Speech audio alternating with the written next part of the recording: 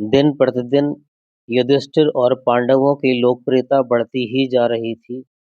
प्रजा उन्हें बहुत पसंद करती थी।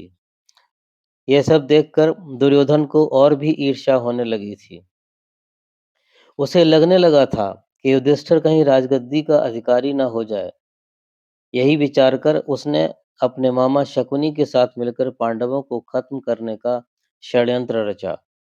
उनके राज्य में वारणावत में एक सालाना मेला लगता था, जिसमें राज परिवार सम्मिलित होता था। दुर्योधन ने धृतराष्ट्र को पांडवों को उस मेले में भेजने के लिए राजी किया। पांडव धृतराष्ट्र की बात कभी नहीं टालते थे। वे वारणावत जाने के लिए खुशी खुशी तैयार हो गए। इधर दुर्योधन ने अपने मंत्री पुरोचन को बुलाकर गुप्त मंत्रणा की और एक क्रूर योजना बनाई। वहां पांडवों के ठहरने के लिए सन, घी, मोम, तेल, लाख, चर्बी आदि शीघ्र जलने वाली चीजों से एक अत्यंत सुंदर महल बनवाया गया।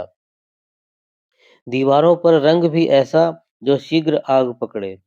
कमरे में रखी प्रत्येक वस्तु शीघ्र ज्वलनशील थी। पांडवों को वहीं ठहराया गया। रात में उनके सोते समय लाक्षागृह में आग लगा देने की योजना थी, जिससे सभी जलकर भस्म हो जाएं और किसी को संदेह भी न हो। पांचों पांडव माता कुंती के साथ वारणावत के लिए चल पड़े।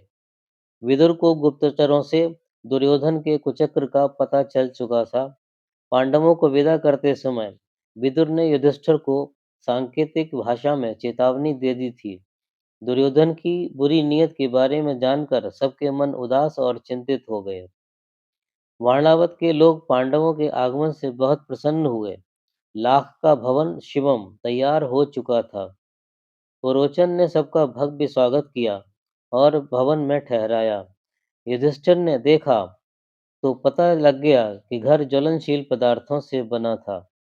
वे सब सचेत होकर रहने लगे।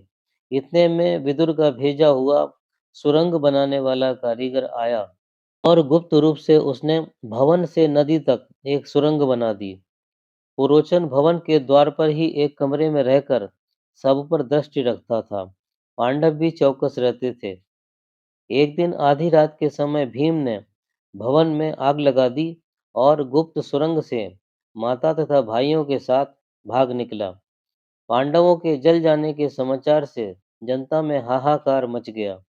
पांडव नदी के पास पहुंचे। विदुर की भेजी नाव में बैठकर वे राज्य की सीमा के पार चले गए। लाक्षागृह से सुरंग से बच निकलने के पश्चात पांडव नदी पार कर वन में पहुंचे। अत्यधिक थकान और प्यास के कारण सबकी आंख लग गई। भीम पहरा देने लगा। वन में रहने वाले राक्षस हिडिंब ने मानव गंध पाकर अपनी बहन हिडिंबा को शिकार लाने भेजा। भीम के रूप को देखकर हिडिंबा भीम पर अनुरक्त हो गई। अपनी माया से उसने सुंदरी का रूप धरा और भीम के पास आई। भीम वन में एक सुंदरी को देखकर हैरान था। उसने उससे उसका परिचय पूछा। दोनों बात कर ही रहे थे कि उसका भाई हिडिंब आ गया। भीम और हिडिंब में युद्ध हुआ और हिडिंब मारा गया। हिडिंबा ने भीम से विवाह करना चाहा। कुंती की रजामंदी से दोनों का विवाह हो गया। कुछ समय बाद भीम और हिडिंबा के मिलन से एक महापराक्रमी बालक पैदा हुआ। वह शीघ्र ही बढ़ता हुआ जवान हो गया। उसके सिर पर बाल नहीं थे। घट अर्थात घड़े के आकार का सिर और उत्कच अर्थात केशहीन। इसी कारण उसका नाम घटोत्कच पड़ा। उसने भीम को आश्वासन दिया था कि बुलाए जाने पर वह तुरंत उसकी सेवा में उपस्थित होगा।